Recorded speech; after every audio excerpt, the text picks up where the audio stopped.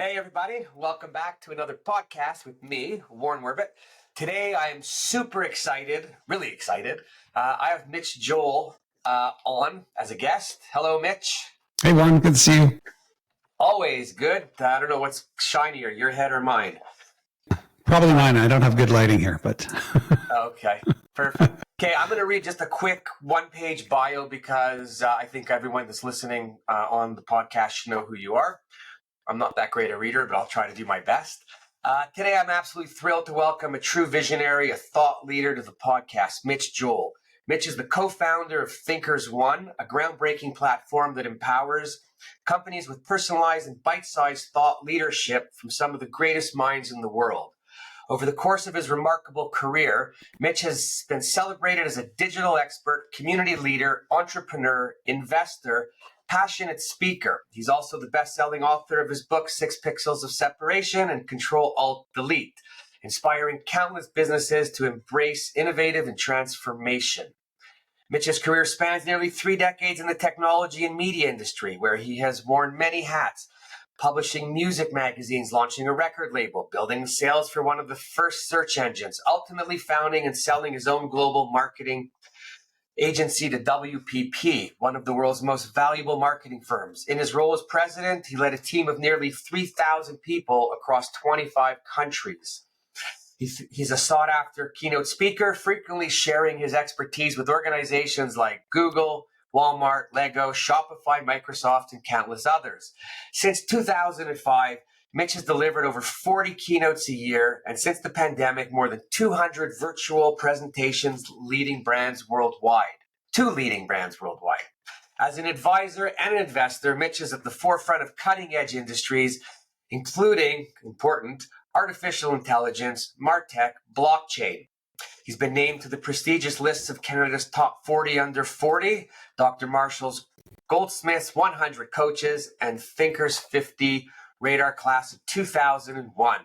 On top of that, Mitch is the host of Groove, the No Treble podcast, a columnist for Harvard Business Review, Inc. magazine, and a frequent contributor to media outlets like Fast Company and Forbes. And here's a fun fact. Mitch's first professional job was interviewing Tommy Lee of Motley Crue, then launching a fascinating career that even included co-founding a successful hard music label. Get ready for an insightful conversation with one of the brightest minds in business transformation, innovation, marketing. Please welcome Mitch Joel. Welcome. No pressure. Thanks for that, Warren. Yeah. Oh, there's no pressure. You're good at this. So I'm just super thrilled. And then I had, you're in digital. You're all over the place. You speak to everybody. You know what's going on relatively from what people have to say in all the different forms. So I thought I'd start off with a print question. As someone who's deeply immersed in digital marketing, and you are, how do you see print fitting into the modern marketing mix? And can print still play a significant role in building meaningful customer connections? Yeah, I mean, the one part of my bio that wasn't illuminated is the fact that I started off in print. I really was somebody who was publishing physical magazines prior to the internet. I am a print nerd, to say the least, meaning I can't walk by a bookstore and not go in. I love, physical notebooks. I love magazines. I love newspapers. I would say that my habits have fundamentally shifted, I would say, in the past 5 years, and even more if you wanted to get into it, very, very recently with my adoption as an iPad mini into my arsenal of tools that I use, which really shifted me away from physical print, which is kind of an interesting discovery that I had, because I really never thought I'd need a tool like that. And that was a big shift. In terms of, the role of print, I don't think we're in a place yet where everything is digital. One of the things I brought out in 6 Pixels of Separation, my first book, is this notion that everything is with, not instead of. And what I mean by that is, just historically in the media, you kind of see the next thing as destroying the next thing. Like AI is going to destroy everything. Blockchain is going to destroy everything. What is going to destroy? I could just keep going back and back and back. And I think what we've learned is there's some type of balance. And in that balance, the diet is somewhat enforced in the sense of you have to make decisions and choices. Do I think that physical beings are making choices away from actual print assets in terms of the information that they gather, collect, share, and whatever? Absolutely. I think it'd be silly to not think otherwise.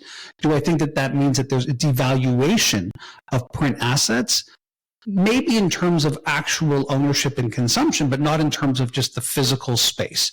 So if we were to talk 10, 15 years ago, I would have said things like, the problem with the digitization of physical spaces, in particular, let's say retail or restaurants, is that the square footage model by which they operate doesn't allow technology to actually hit into the actual square footage. It's just too expensive to do digital screens. Now you fast forward not that long, and it's very hard to not go into a fast food restaurant and see a physical menu. It is a digital screen because they're realizing that, it's beyond the fact that we're putting a screen into a physical square foot. It's the fact that we can now easily transmit the information, change it on the fly. That's going to offset what was traditionally the print job. And so we see that happening. So I think the perilous journey of print is to watch that. If you're watching the print production costs for digital become less than the physical print, it's going to become problematic. So are we seeing that hit places like hang tags, or when you walk into a retail store, the actual physical price per product? We're starting to see that. I mean, we are starting to see that because the cost of digital is heading towards zero. And that's going to be the trouble for print. Does that mean that I'm not going to buy you a Valentine's Day card? Warren, we were doing e-greetings for a bit, but I think we're starting to see a value in what we call the souvenir or the token of things. Does that mean that as I read a book on a Kindle, let's say, that I don't then want to buy the book or pass it to someone as a gift, or even keep it for my office or on a bookshelf somewhere as some sort of display? Not necessarily, no. And does that mean potentially that as we move away from what we've seen as a traditional print model, that it makes print more valuable? Potentially. So we're starting to see things where, I love the magazine space. You'll see these one-offs. You're a big music fan, you're a big fishing fan. So, when there's the Grateful Dead story in a thick magazine that's $20, you're not just thinking, that would be interesting to read. It feels like some type of souvenir that you might even, bag and board, as we do in the comic book space. But, we are seeing it. We can't deny it. I mean, I'm a comic book collector. Every Wednesday's new comic book day. The production run is going less and less, which again, it means that either there's less demand, but it could also mean that you're increasing collectability of it. And so I think it's in that nuance. And by the way, I think the comic book industry is a great place for people in print to look at, to see how they've both embraced digital and staved off the collapse of it. Oh, for sure. Well, when you touch on that and you touch on retail, I think about like IKEA just stopped their magazine, although they do have them in store. They stopped mailing them. Neiman Marcus a few years ago stopped their catalog, and when they did that, they watched their sales go down. For me, I mean, I'm as digital, but like when you talk about music or you talk about fishing, I'm upset that Bass Pro stopped mailing out their magazine, because that's what was a great read when you were sitting on like the throne. Right. And you don't have to worry about your phone falling in, because there's also complications on the digital side. Yeah. But you could fold the page over. You could remember where you were. I find with some of the digital, you can't go back to where you were when you moved on. Yeah, I would argue that there's been a level of sophistication and pushing down the technology. So I'll give you, again, if we want to traipse into the iPad mini story, but one of the things I love also, I'm very involved in libraries. I was involved, we both live in the suburb of Westmount. I was the president as a citizen of the Westmount Public Library. And the digital assets that they allow is unbelievable. So like I use Press Reader through the Westmount Public Library, and it's all of these newspapers, all of these magazines. And what's really interesting is that I've seen the technology evolve. So you'll see what looks like the physical page of the newspaper. All the headlines are highlighted. You tap them. It then shows you a readable version of the article. So you're not zooming in and trying to get a view on the paper. It's giving you what you're used to as a digital version. You can highlight it. You can tag it. You can save the article for later. So while it may not be the same as putting it down and coming back to it, there's something about that portability, that access, that having it, that again, from my perspective, really dropped the desire to be the subscriber, to have the physical paper show up. Like that became the burden. And I think that there's a lesson in there. And the lesson is that if the print becomes a burden, I have to store it. I have to hold it. It's taking up physical space. These are the things that become problematic. And so if it's going to take up space, it becomes an equation. Like we start doing calculus of, I would love to have a box of these specialized Grateful Dead or Dave Matthews Band or Motley Crue magazines, because that would be fun and nostalgic to look through at some point. Again, a comic book is a great example of that. You could read it digitally and get a much better experience than the physical copy, but it's, having it in the right grade and the pristine format. It's the art. It's the physical looking of it. So the calculus is it's worth it to take up that physical space in my house versus how many of them do I not collect, but I'm happy to read. So this consumption against holding on to it is a type of thing that I'm not sure the print industry has fully embraced. Like when you are pitching the idea as a print business to the client, are you thinking about what happens after consumption? Because if you can figure out that math, that's where it gets interesting. Is this something worth holding on to? I mean, that is interesting. And again, we are in a world of waste, and people are concerned about their footprint. They are concerned about every week when they're putting out their recycling and their garbage, they're looking at it thinking, do I need all of this stuff? So those are the questions where you can evolve from stuff to actually something I want to own or keep or have. There might be some more value versus just the promotional need to blast and pray. Yeah, I find personally the stuff that I like, Grateful Dead magazines, all the fishing stuff, that I want to hold in my hand or have in the house, a collector item, a souvenir item, the box. Some people keep all the boxes, their Macs come in or their iPhones come in. And then the stuff that I don't really like or collect, I'm happy to read it on the Kindle or read the newspapers on the fly because I don't need them piling up. Yeah. But bang on, and print actually is changing in a lot of areas, not going away, and then it's expanding in a lot of areas. The packaging, customer experience, and stuff like that goes well. Yeah, I worry about the people who talk about things like, who say things like, I just like the feel of a physical book. And I get that. I have thousands of books. I totally get it. And I just know that when you step over that threshold to a Kindle or to an iPad mini or an iPad, and you move a lot, meaning you're not in that fixed place where the book sits to the right of you with your pipe and slippers and whatever, that your brain does rewire. So as somebody who, again, I couldn't walk past a magazine store or bookstore and not go in, I'm still like that. The difference now is I usually don't walk out with something. The one area that I don't think is changing quite yet, I think it's a longer path, is again, like the physical note-taking. And yeah, we do have things like Remarkable, and even iPads can have this filter called Paper-like, which is a film you put over the screen, which gives you that feeling of writing. And I think that it is close. And for some people, maybe they were a step ahead of me. I get it because you could highlight, you can then find things. I still think there's something in the physical writing. It's funny, some of these more simplistic tools that print is aligned with, things like taking physical notes or even reading an entire book, whether it's on Kindle or not, I feel is becoming something of a superpower for me, only because I don't think many people do it. And I think that their ability to input information, crystallize it, and do something with it is minimized because they think that they're just consuming a lot, which they probably are. But there's something about time and depth and moment spent. And again, some of the tech is really good and really close. Some of it just, it's a personal thing. It just doesn't work for me. Yeah, well, it's fine. I was going to go to AI a little later on, but now that we're on this, I'll say AI because I just saw yesterday, I think it's Plaud, P-L-A-U-D, a product that you could put on the back of your phone, AI, and it will record everything that you you do. And you know what? Actually, in some cases, for someone like me, it's great because I find it really hard to take notes and listen and concentrate at the same time. On my Zooms, I have Read AI, which is amazing, I think, because it gives me not only the transcripts and all the notes, but it's now pulling out the key points. It's pulling out the action items. If you flip the page, it's even giving you coaching notes on how the conversation was, how you spoke, your tone, interpretation, great self-help. But I still even for today, I sat down and pulled out the pen.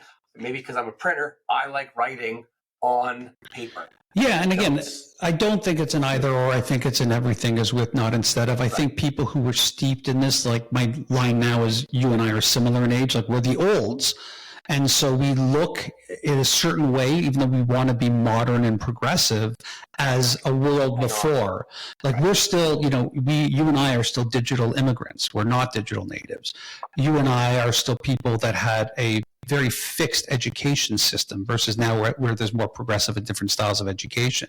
So we can look at something like your kid isn't learning proper script or handwriting or even taking notes, and how are you sitting in bed and just looking at a screen? It doesn't make sense to us, but I think part of the challenge with that is it is a bit of the old, meaning we see that as a competitive impediment. But if everyone is doing it, then you're going to just have a different bar set. So it kind of traces back to social media. When social media first took hold, you'll edit that out. When social media first took hold, I was very much in the space of be careful what you say and do online, because anything you say can and will be used against you in the court of public opinion. Where I think I was very wrong is, well, suddenly if everyone's doing it, right? So suddenly if everyone is taking dick pics, it kind of makes the fact that one person is not that big of a deal. I'm not saying it's not a big deal, by the way, but I'm just using it as an extreme example. Absolutely. And so, in the immortal words of whichever rap person said it, it's check yourself. Like I have to constantly check myself and say, I don't necessarily want my kids or other business professionals to be taking notes and buying notebooks and pens and that's my jam. It doesn't have to be your jam. And in a world where everybody is consuming in a similar fashion, I have to check myself more, and I have to realize that maybe the bar is lower. I mean, here I sit in a 1,000-square-foot office that's myself and a business partner who rarely comes. No scrap, he can do what he wants, but I need to come here every day. I do not like work from home, and so I can have a debate with you about the value of return to office and all of these things, but I fully recognize that my frame is very different than somebody who's 22, graduated, studied on their own, kind of met their friends, did things, and now wants to have that flexibility in the work. It's foreign to me. I don't know how you move forward. I don't know how you get professional development. I don't know how you do all these things. But if everyone is doing it, it's going to create a different instance of how we define work. So I have to be open to that other model. And I think print is really similar. It's easy to get legacy. And I think you've seen, and for sure in your business, people who've been so stuck on legacy that they're gone.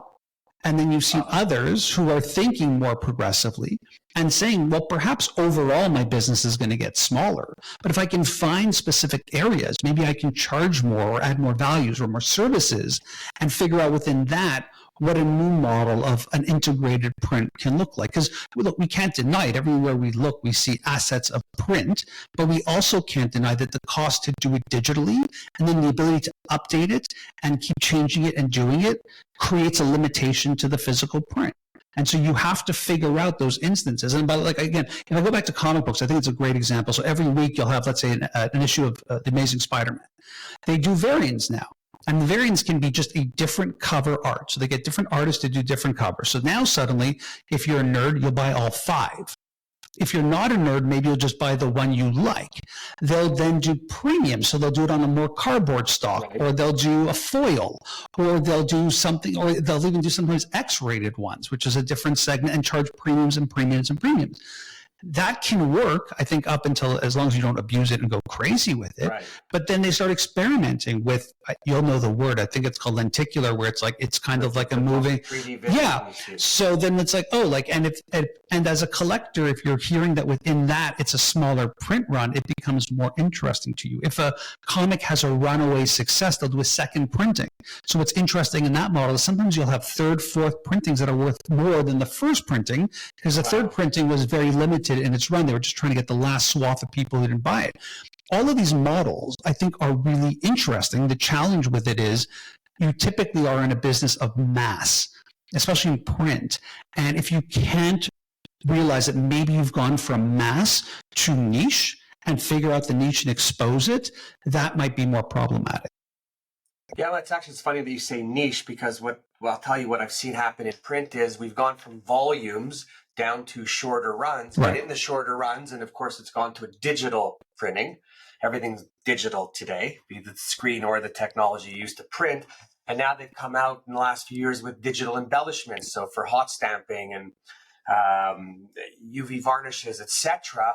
And a lot of brands are now making smaller purchases, right? Like the comic book, making it maybe more collectible, making it a little bit exclusive, and then coming out and doing other runs and then doing longer runs. But packaging is a little different in that there's more consumer buying going on right now. And what happens on, how commoditized is it? So now I'm thinking about those who are printing things like cereal boxes or things for food or. So packaging in that space is really commoditized. The biggest companies that are producing the cereal boxes like the West Rocks, etc., they own their own paper and their paper mills. Right. So it's almost like the manufacturers of the board have the manufacturing of the boxes and the converting set up, and it streamlines it. But so in that case, it's commodity. Book printing too, maybe a little bit commodity. But when you get into the marketing stuff, the specialty stuff, everyone's doing stuff differently. People aren't, Tim Hortons is running millions and millions of boxes for their Timbits because they're selling the same every day. A lot of other companies are doing smaller runs, targeted runs with the ability to change up and go. And is it the same as fashion where there's also the commoditization in terms of geography? Like we can do this cheaper in Jakarta or something? Are we seeing that too? I know for books, it's like that. Like the biggest problem with books is when a book is delayed, it's because it's on a boat somewhere. Yeah, so now absolutely overseas is less expensive. Truth is, the materials are probably the same. It's all about the labor. Equipment costs the same for both because it comes out of Germany. They don't care what country they sell it to. Right. The digital printing has made things a little quicker because people are doing short runs now. You could have a big order for books needed that you're producing overseas, but you can go and print a small run and have what you need here while it's coming over. So there's different ways to adapt. If we talk about sustainability, which is always interesting because there's people that really are for it, then there's people that greenwash it, then there's people that, they talk about it because they got to talk about it. But to me, if you're into sustainability, then why are you going over there to print to save some money and then, you're giving it back in the boat that crosses the water and who knows what it spews? Yeah, your carbon offsets, We got a lot of people that, don't print. And I laugh because they're mining and they're into Bitcoin and they're into all that other energy use stuff. For sure. Tesla. And so it's kind of the whole world I find is a little bit running in their own path, talking about what they believe without mixing the whole together, because there's got to be a balance. Well, I think what you're saying is kind of the theme of everything is with, not instead of, because you can make arguments for both. And I just think it's whatever suits you emotionally and from your values. And then ultimately, it's usually a lesser than. Like the running joke with electric vehicles is the same. It's like, oh, you think there's like a farm that produces EV batteries? Like, how bad that is for the environment? And I'm like, okay, but it's not refining oil. Like, I get that there's not an exact clean trade-off, but ultimately, it's more about things that fit lifestyle values and things like that. And I think print is one of those things for sure. Like if people actually physically thought about their print consumption, they might be surprised. They might be surprised by how much physical print is. Like, packaging is one of those things where Walmart used to be a client of ours, and they would talk about how much they're taking out of the environment because they're reducing packaging. And you go, yeah, it's amazing that you can actually do that. But it's still a tremendous amount to get that packaging produced, get it onto the product, get it shipped to a store. So it's a great number, and by the way, when they would do that, they would make more money, which is also an interesting point of scale, I guess, as well. Yeah, I kind of like to sit in the middle and embrace on both sides because there's good and, if you go extreme on either side, you could fight till the end about what it is, and then really you don't go anywhere because even on the sustainable side, the world talks recycle, but there's not a whole lot of recycling going on compared to what we're throwing into the bin. Yeah, for sure. Right? So it's kind of like that. I'm just going to flip now.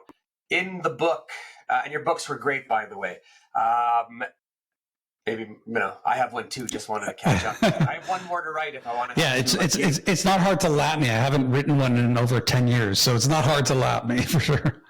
You know what? Even before the book, you have a podcast. Yeah, and a blog too. Tell us about the podcast because, and maybe people listening will believe it or not, but you have one of the longest running business podcasts out there.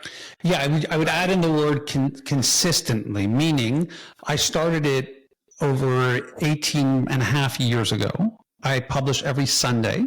It's about an hour, a bit longer, depending on the conversation. And I don't do it in seasons, meaning it's 52 original episodes every week. I don't repeat. I don't do best of. I don't skip holidays. So it comes out 52 times a year, and I'm closing in at over 960. I think I did a little ChatGPT game yesterday, and I think I'll hit 1,000 in September of 2025. So we'll see. But yeah, it's a great, I mean, look, it's a very selfish act. I don't know what your experience has been because I know you're new to podcasting. Okay, hang on. I'm going to stop you. Because it's you. I think the podcasts are amazing. What I think is amazing is you have on those thought-provoking guests, right? You could rattle off all the names, and you do have a couple on a couple times, even though you don't talk about the same thing. Yeah, for sure. If someone has a new book out or a new concept, I definitely want to keep going with them. Yeah. You're talking real life. You're talking people interaction. You're talking what people are up to. You're talking about the mind. And you almost started talking about mental health and how we work and what we do before mental health even became a concern. Yeah, I mean, right? Well, that's where I was going is that it is a bit of a head fake because I read a lot. And so when I read a book, the trick with the podcast is I can spend an hour one-on-one with the author who gets to do that. So it's a very selfish act in the sense of, as I'm reading, I'm having thoughts, I'm disagreeing, I'm agreeing, I want to debate. I can then put those thoughts onto paper and have that conversation with the person. So the fact that I publish it and I put out to the world and thousands of people like it every week is lovely, but I would probably do it if I had no listeners, because what it does for me in the recording component of it, even this, when it's not my show, we're going back and forth, I'm thinking differently about how do I feel about print and things like that. So what happens in that is, you're right, not that I have any foresight, it's more like ideas hit the zeitgeist off of that as a medium. So you have intellectual people who are thinking about things like, let's say, empathy at work, or even now, although it's more of a dead subject, but DEI. When I first started hearing about it, it was before George Floyd. People were already talking about things like, how do we get more diversity, equity, and inclusion in work? And so these topics permeate through the podcast, and then you'll go back and say, oh, like Mitch was talking about this 2 years ago. Not really. It took those ideas to be published for them to hit the popularity. What I will afford myself, because I'm not good at being congratulatory to myself at all, it's an issue. I do like it when people do it. Yeah. No, it's more that I started off in the late 80s as a journalist before there was an internet, and I spent hours, years, having to listen to audio cassettes of me interviewing rock stars and having to transcribe it, again, all before tools existed, into an article. And that taught me a couple of things. One is it made me very self-aware of my own vocal intonation and how I speak.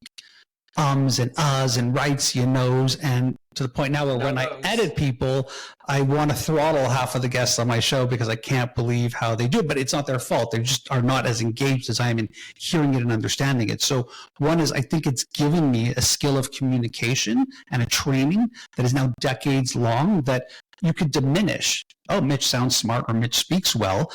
It's a ton of effort to constantly hear yourself and hear in your voice, in your head, the things you do repetitively.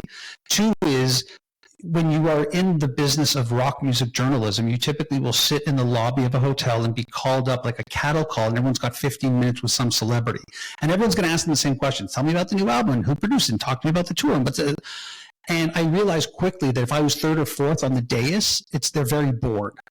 And so it became a challenge for me of like, what can I know about them that would engage them in an actual conversation that will then allow us to lubricate the conversation and open it up. Like a modern day understanding of that is a lot of the stuff that Joe Rogan has said recently about his conversation with Donald Trump is in this idea that by spending 3 hours together, there's nowhere to hide. You have to be human and speak intelligently after the first 5-10 minutes. You can't speak in sound bites anymore. The other thing is, as you're having a conversation like that, it gives you different alleyways to ask or provoke different ideas that they may not, they might be a bit, off, not being on the prompt for it. So these are the things you learn. And again, everyone's like, hey, I want to do a podcast. It's like, you can. It's not hard to get Riverside and buy a mic and do this. But the skill of conversation, the skill of making it engaging and interesting is a real art form. And that's why I think that's where I'll give myself some form of credit, but also at the same time, understand the barrier that every time I'm having a conversation, I'm trying to get better and do better. And that's, it's tiring after 18 plus years. It's hard to do. Listen, first of all, you don't have to give yourself credit. I'm going to give it to you because I have a hard time sitting and just paying attention. And I actually listen. No, I do but I sit and I listen to not all of your podcasts, but I listen to a lot. And really, it's engaging. It's the books that I want to read. Not a big reader, time, whatever, life gets in the way. So it's almost getting like the old version of Cole's notes. For sure. I'm getting Mitch notes. For sure. And your expertise is you're pulling stuff out of people, right? And you now have, yes, you work hard, but you have the gift of gab that you could get people going. I'm working on that. And, a lot of people talk to me, oh, I love your podcast. You're raw, you're straight, you're authentic. At the same time that I'm just trying to be me, I'm trying to be a little bit more professional. I'm trying to think, how do I make it a little better, but not too much. Yeah, it's not advice. Don't change who you are. Yeah, no, and it's not advice so much as how I would explain it to somebody would be, it's an expert against an expert, not a journalist against an expert, and not somebody who's a fan against somebody they admire. So when I take that, and I think it's been one of the reasons potentially why it doesn't have a more vast audience is if you just pop in, you'd be like, man, like Mitch should shut up more because he's not letting the other guest talk. And that's because we're so used to the interview or elevating the subject versus what I'm trying to do is actually have a conversation. And if you don't acknowledge or recognize the experience and work that I've put in, not just in communications, but in the actual work of running an agency and all the businesses I've been involved with, like I have a perspective. When I sit down with my portfolio manager, it's a real conversation, not about them telling me which businesses work, but even stuff about like my perspective of where technology is at, where valuations are at. I want to be that type of conversation. And so what I would say is similar, like you have an expertise in this industry. You shouldn't be propping up people. You should be having very intelligent and tough conversations because ultimately what's happening is you want people to show their work. So you wrote a book, you did all this stuff, you have all this confirmation bias, we all do. When you show up in a conversation with me, I want you to show your work, and I want you to show it to someone who's not just questioning you to get you or have a gotcha. It's not my show. It's to be in a place where somebody is going to be able to take something from it and think, that helped my life, that helped my business, that changed the way I might see things, or I went in thinking this, and now I'm leaving thinking that. I think those are healthy things that we have pushed away in our world, and in terms of how bifurcated we are, in terms of how politically set we are. There's no room for any of that, and I'm trying to bring that out. It's not easy, but I try. And I think you should do the same with print. It's a provocation. Yeah, I actually try to do the same just in my life in general. There's so much, I'll just say misery, for lack of better wording right now, right out there in the world, that I could only focus on me and my inner circle. But when I go on the outer circle, I'm hopefully going to bring some value to people. I'm hoping that I could share experiences with people of the mistakes that I made and spent millions of dollars on learning. Yeah. And if I could save 1, 2, 3 other people some time in their life of not having to do that, or talk about something I've done that they can then go and do that will help them engage with their family, their kids, their business partners, because we all, I don't know why lately though, I've been thinking like we've all been on this treadmill. And the one good thing from COVID, I mean, there's a lot of bad, but the one good thing from COVID that I liked was the shutdown, the get back in touch with your inner circles, your family dinners, talking, and then, just realizing a little bit more about what's important in life. And that, yes, we're all rushing, but COVID was a reset for the rush, because everything was always the quickest delivery, the quickest this, everybody was instant gratification, and that slowed it all down. Yeah. So even today, when I get some customers and if I handle some print, it used to be I need it in 2 days, and now I'm saying, listen, it's a 10-day delivery. We have this, and more people are like, I understand, it's okay. Yeah. Going back to the misery one, it's something that I've thought a lot about, because it was easy. And I think we had, from that moment of COVID and the lockdowns, just this continuous thing. Even I would say what happened after, the fact that the economy is doing great, everyone's doing great, like it always makes me laugh because it just feels like this motor, this treadmill, we just jumped right back on and didn't actually give it that beat. I think we're seeing some of it in work. I'm not sure fully, but what I would also say is that I didn't want to diminish how I was feeling. I didn't want to diminish that new value. So while I could have been in a place of misery, what I would say is I'm actually someone who's not just optimistic, but I am almost a tech optimist, meaning I think that technology is a positive force in our world. And I say this because it's, technology is like fire. It can either help us warm our homes and cook our food or kill us and burn us to the ground. It's how we use it and think about it that's going to make it powerful. So as I was going through this transformation of COVID and back into work and seeing what the world was like, I realized that I don't have to be miserable. What I can be is I can add in a pinch of more cynicism. That I can look at technology and maybe not be as fully optimistic as I was back in 2000 or 2005, but I can look at it with a hint of cynicism. And I can do that because maybe there's something true in that as we age and as we get more mature and think about things differently, I can look at both sides of an argument more intelligently, not just through either Pollyanna lenses or this ability to think that, I have to be right. I was right about a lot of things. I really was, but I was wrong about an equal amount of things. Back, when I first started publishing the books and thinking about digital. Age, lockdowns, economies, politics, geographies, life experiences gives us information, and I don't want to debase or devalue that information. And so what I would say is that instead of being miserable, because it would be so easy for me to be miserable, by the way, 90% of the people who sell their marketing agency become a consumer advocate the next day. That's my running joke. Now I'm just more like, I can see it with an eye of cynicism. And by the way, I can communicate that. It's not off brand. It's part of evolution. So that's how I do it. But I would say that you have to be optimistic. I mean, with all of the chaos, if I said to you like, Warren, choose another time historically that you would rather be alive in. If you didn't say today, I would say you're insane. I mean, ultimately, you're insane. I cannot think of a better time. 1969, 1970. That's fine. Reasons, right, music. Right. But again, I would say, but you still have access to all of that music now, right. And you have music. You have the ability, because as you know, I'm a music guy. You have the ability to hear conversations that you could never hear back then. You have abilities to listen to and see bands. Again, the cost of touring has gone up. But I mean, down since in terms of more people touring, more venues to see. You are now connected through a digital network that allows you to speak only to fans. Like I was, as you know, a huge metal nerdy guy. And in my social circle, physically here where we live, like there was nobody. There was maybe one other person. Right. Now I can travel somewhere and meet up with a group of people that love the same thing I do. So I would still make the argument that even if you would say that if we look at it, to maybe steal a turn of phrase from someone like Steven Pinker, there is no better time for us to be alive. And we have to be able to acknowledge that with all the chaos. There's always been chaos, but I can't think of another time I'd rather be alive rather than tomorrow, right? Like if I could choose one other time, it would be the future. It wouldn't be now. Oh, I'm happy just every day I wake up. Yeah, well, when I say the misery, I just mean a lot of people in general are living under a lot of heavy weight and don't know how to process it. I think I'm fortunate, and just some of the things I've gone through, and I've been had the opportunity to work with some people to work on myself and get things done.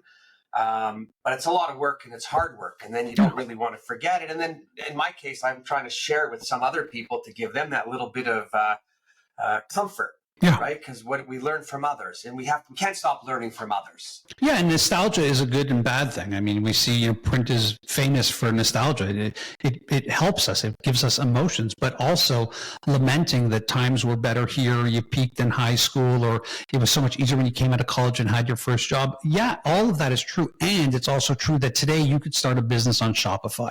You could start selling things on Fiverr. You could connect to, if you're a painter, good luck trying to sell a painting if you lived here where we live. It's like you got to hope the local cafe would let you show it, and maybe on commission you'd get. Maybe. Now you can go on Etsy and sell that painting 50,000 times over to a global audience of people who are interested in it.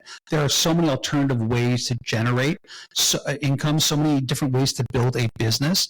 We used to be like, oh, you're either an entrepreneur or you work for someone. And I'm like, even in entrepreneurship, I would say there's so many different layers. You could be self-employed. You could be a freelancer. You could be on contract, more like an Uber model.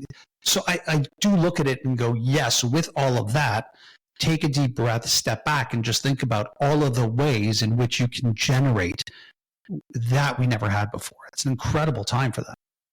Oh, listen, the options, even if we talk about print, you talk Shopify, you talk Etsy, you talk Printful, all these companies that are set up where you set up your own page, put up your own product, design your own, and go out and sell it. Yeah. Web to print for printers. Everyone's now going on. A lot of people going online for small stuff, business cards, envelopes, little brochures, and you're almost losing a little bit of the human touch in it.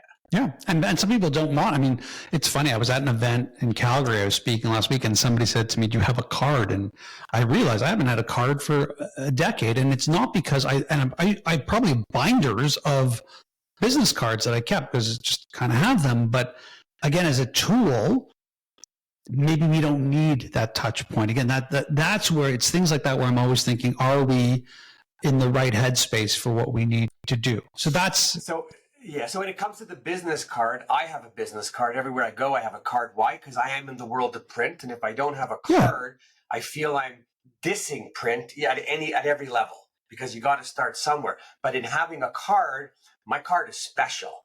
I have embellishments on it. I don't have a person who picks up my card that doesn't go, wow. And if they toss it after in the garbage, they're not going to forget the wow factor when they see my face. Sure. Maybe it could be the shine from the head. Yeah. But whatever it is, it's that memorable thing. I do find with the online and all the tech stuff, my brain is a little more fried and things go faster. It doesn't stick the same way, right? We do direct mail. When something comes to your house in an envelope without your name on it, right away it's junk. When your name is on something, you tend to keep it around a little longer. Yeah, I don't know if this is like the myths we tell ourselves in print or if that's a reality. Like I just think of when I have conversations and it's anecdotal, you probably have the data, the mail in general has just become an unimportant part of my fit. Like when I was younger, so you have to go and get the stuff and stuff was coming and there was that. Now it's almost an avoidance because it's either some type of print bill that I couldn't get e-wise or it's that stuff, which ultimately it might be interesting, but it's just the value of it and the chain of all the things I'm doing has been diminished. And I'd make the same argument even about business cards. The more that you're connected on, like in that moment, I'm just like, oh, let me just add you on LinkedIn.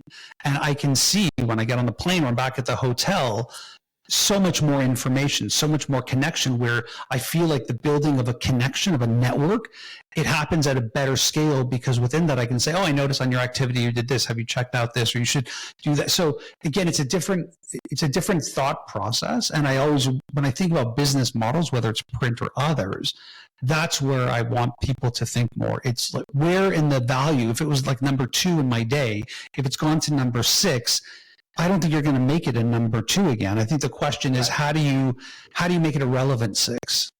And so that it's not the thing that's actually pushing it down from a 6 to an 8. These are the things that are hard to do in industries that are more traditional, 100%, just harder to do. So all these bells and whistles, I have all these accents on my card. That's great. I'm usually not even taking the card. I usually say, that's great. It looks great, Warren, fantastic. I'm just going to add you on LinkedIn because I don't. So as we have more of that, which is just the reality of the world, that's where we need to think about the business models. Not how do you get it back to the ranking, but how to keep it relevant, because if you don't, it's going to keep falling. That's always the concern with me, is the backslide, not trying to constantly bring it back. I don't think, just the nature of the world, I just don't think we are going to be at the scale of which we were. With print, I don't think it can be. So again, it's figuring out where is the value chain and how do you keep it interesting for people. And it's hard. It's not, I'll tell you, it's funny, like even with my iPad mini where I'm doing the press readers, I'm seeing the physical magazine and I see the ads too, which again, is a big important part of my life. I like seeing ads. I like seeing that type of communication. I realized in it that yes, so much of it isn't compelling. And it's not to belittle print. I would say the same thing when I was with marketers last week in Calgary, and everyone's talking about ads. So tell me, what was the 2 best Super Bowl ads from last year?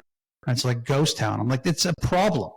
If we're generating X amount of billions of dollars in a GDP based off of advertising and none of us can remember anything, like that's saying something really scary about how many, not just billions of dollars, how many professionals are in the business of print marketing advertising, and all of us can't create something that captures the zeitgeist anymore. Like, we don't have that anymore. And I think part of it is we have moved away from that as being part of the core zeitgeist. And so again, now it's how do you keep that relevant to the segment that's there and push it forward? I just don't think it's going to recapture the zeitgeist. And I think that that's a dangerous place for an entrepreneur to be. If they're constantly focusing on that, I don't think that's the win.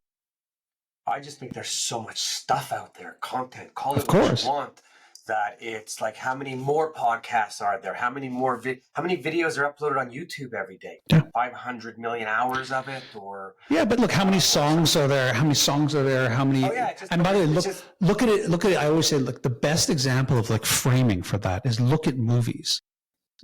I have young kids, and we would still like to go to movies. There are no movies to go and see. So before, you could look at, like, go look at what movies came out in 1986, and you'll be like, there was 15 movies in the theater at that moment that I would go see. Now it's one, and that one will hit streaming in 2 weeks also. So just the model changes. So if you're going to admit that there's only one or two, you have to admit that the industry is on the, and by the way, I don't want to get into politics, but if you look at what happened, if you look at those celebrities endorsing and they thought that this was the win in a world where they're not, they're paying attention to the Joe Rogans, they're paying attention to people like that. Right. So, we can talk about how many podcasts there are. There's a lot of podcasts, Warren, but at the same time, the number one podcast is a show that people spend 3 to 4 hours on per episode, listening. Which, by the way, would go on in complete opposite of what you would say to an audience, which would be, hey, we're in the TikTok generation and reels and shorts and stories and people have no attention. Well, apparently they have attention span because they're not only watching Joe Rogan for 4 hours, but they're also binge watching shows for 30, 40 hours a week. So we tend to tell stories that aren't necessarily the whole story. And figuring out where that place is, I could say, yeah, there's so many more podcasts, but just think about podcasts and the fact that podcasts primarily are television shows now, 100%. Yeah. And their length is 4x what they used to be. And by the way, when the host talks about products or services, the inclination for the audience to buy it is at a scale we've never seen in what used to be the attention economy, 100%. Because you feel like you're part of that community, right? So we've gone from watching TV with what were once good commercials to, I'm going way back when it was just different. Although in Canada, we get bad commercials. And, then you went to the PVR where you could record the shows and skip the commercials. And now it's the podcast, listening to Joe and the commercials and being captivated by it even. Yeah, because Joe and other podcasters know a truism that we knew in advertising, we just ignored, which is the idea that if you can align the product or service with the right host to the right audience, they'll be more inclined to activate. And so one of the filters Rogan and others will use is, do I use this? Now, if he uses this and I'm spending all this time with him, I feel like I'm a part of that community. So I trust him. If this is the back roller he uses, if this is the morning supplement he uses, if this is the underwear he wants to wear, if this is the jiu-jitsu gi he's saying is the best one in the world, I trust in that because he's obviously some form of expert, at least in terms of me wanting to engage with him. So I would say that the beauty of that is in a world where you have so many podcasts, the real opportunity for the marketer or the brand is to find the voices of people who have some type of audience. It can even be a small audience and try to connect to that. This is why we talk about micro influencers. It's why we have marketplaces for influencers. So I don't need 3 major television networks. I could use 50 very small audience driven content creators that are actually interested in what I have to sell, and they will excitedly talk to their audience about it. If you ever watch like these tech review shows, I'm so fascinated by them because I can't tell if the person is a paid shill or if they're genuinely interested. And that's interesting. I mean, obviously you want transparency, but the general sentiment is valuable, which is they're speaking about it quite passionately, and it's nothing I could have ever extracted from a print ad magazine or even from a review in the name, Fast Company or something else. So there's something intrinsically valuable about people talking, and even this, it's like a form of... Well, I think I think people in general always appreciate more hearing from someone, because you get to, not only do you hear when you're talking to them, you're looking at them, you see expressions, you get excited, you see disappointment, you see wow. So it's pretty cool. I want to jump just to in Control Alt Delete. You talked about the need for business to reboot in response to technological shifts. And I think today more than ever, especially in print, because print's so old, and we have a lot of old people, and we have a lot of young people, and we're really trying to bridge the gap. And the old people are wondering, how do we get young people in? I'm telling the old people, don't talk to the young people because you don't get it, right? And then you scare them. But what do you believe is the most critical aspect of a successful business transformation today of the two?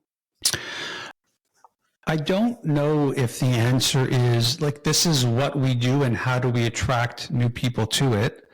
I believe what's going to happen organically is people are going to look at industries that they can disrupt or can think about in a different way. And when people do that, you start seeing new models. So if I think about book publishing as an example, hybrid has become this thing. And hybrid to me is very curious, because essentially the author is paying a company to handle everything, including the printing of the book, which to me was, oh, you mean self-published, the same thing. But we use this term because there's all these ancillary services to it. It's some marketing, it's some placement in physical stores, it's ways to get you listed on Amazon.com or BarnesandNobles.com or whatever it might be. And it would be difficult for me to sit here and tell you, well, look, book sales are down or people don't read. We had that problem before the internet existed, so that's not the thing. And then I look at things like Book Talk and the fact that TikTok is getting into physical book publishing, and even some of these AI players are talking about publishing differently. Those are the areas we need to look at. We need to look at the areas that say, what would the future look like? And maybe not how do we bring people into the stuff we're doing, but how do we take the stuff that we're doing and allow it to complement the way that these new people are thinking about what the industry is and can do. Those have been traditionally the easiest way for traditional companies to transform. 2000, I started a digital marketing agency very specifically. And I sat down with people you and I both know, love, and trust. And they looked at me like, like, you think that like digital media is going to take over like what we're doing in radio or what we're doing on TV? Like, And look, that's where I was 100% right. So I'm okay being 100% right there. But what I saw is those same people allow me to capture enough market share that they started thinking, maybe I should hire one or two digital people. And I'll tell you the scale of which it happened, which is when I sold the business, which is now 10 years ago. At that point, our biggest competitors were in-house marketing teams. You would have more people working on the marketing for one brand than we had in the entirety of our agency. And this was a big signal to me that they started realizing much quicker, not just where the money is, one thing, but it's where the attention is.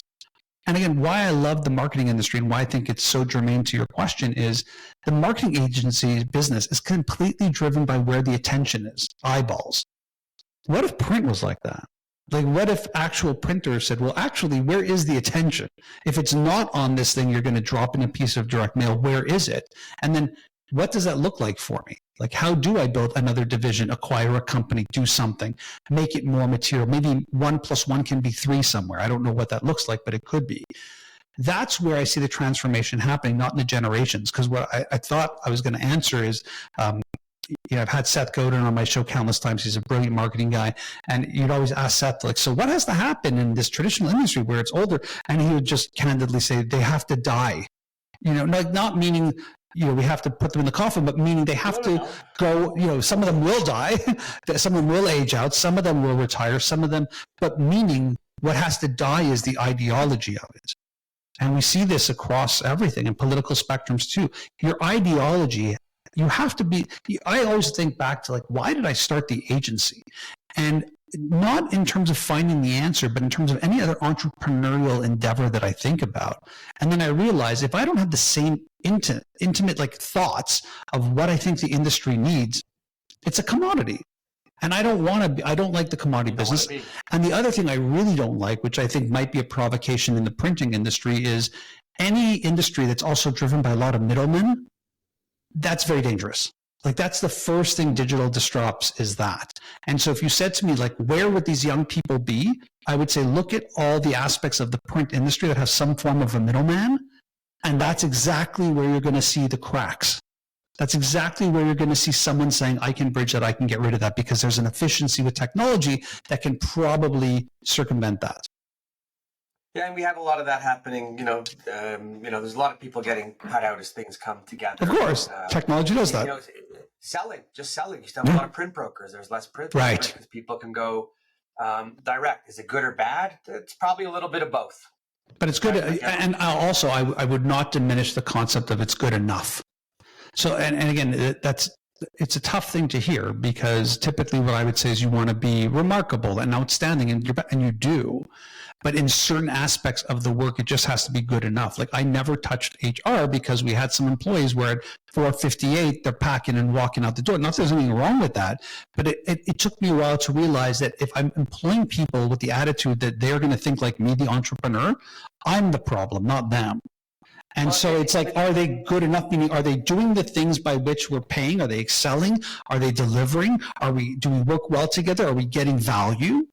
Good enough. That's fine. I don't need everybody to be the entrepreneur.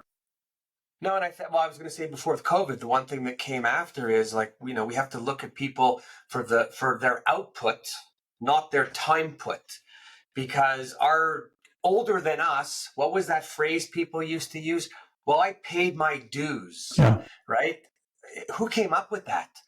5-day work weeks. I like 4-day work weeks. We're on this planet for a short time. We may as well be allowed to enjoy ourselves, not stressed out with the bills we have, and work harder to get more material things. Yeah. Find times, find places to sit back and clear your brain. Yeah. Right? It's like, when I think about, you must know Strategic Coach House out of Toronto. Yeah, right? Dan Sullivan is great. Dan Sullivan. Great. So Big I fan. met him 25 years ago when I was at the Entrepreneur Organization. And I never did the full course, but the concept of what he had, work harder, work less, make more money, he's blown that business up.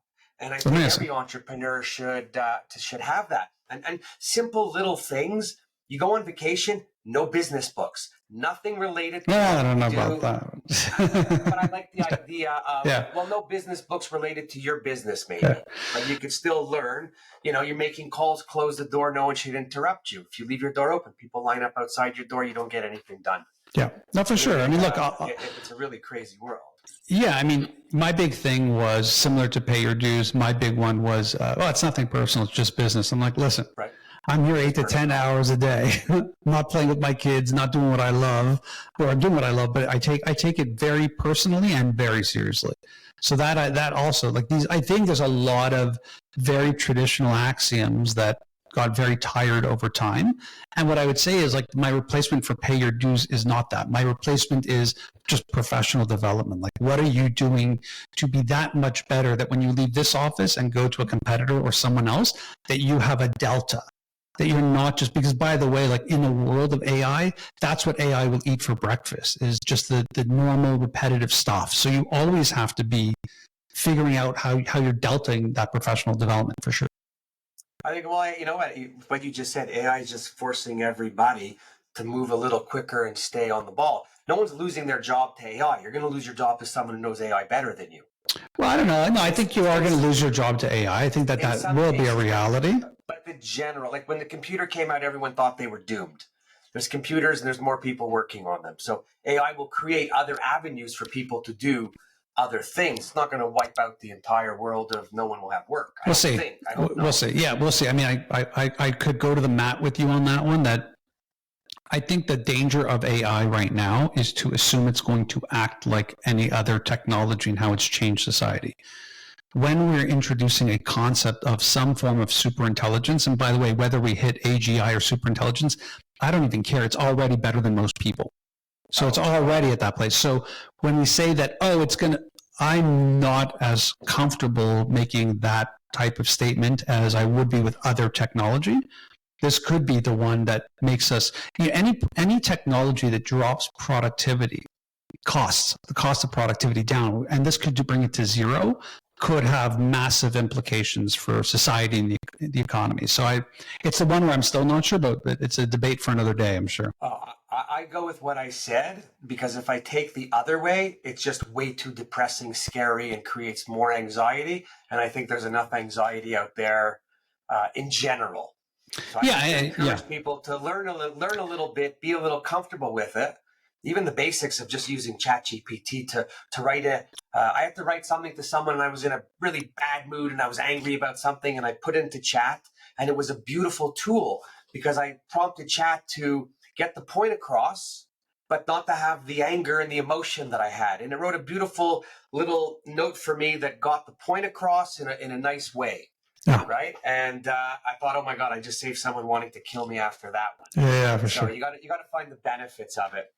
So we're on, it's like an hour now, but I can go hours with you because I haven't even touched on anything that I wanted to, like just the future of work and leadership and how it all plays in together. Because I know you're really big on people and stuff.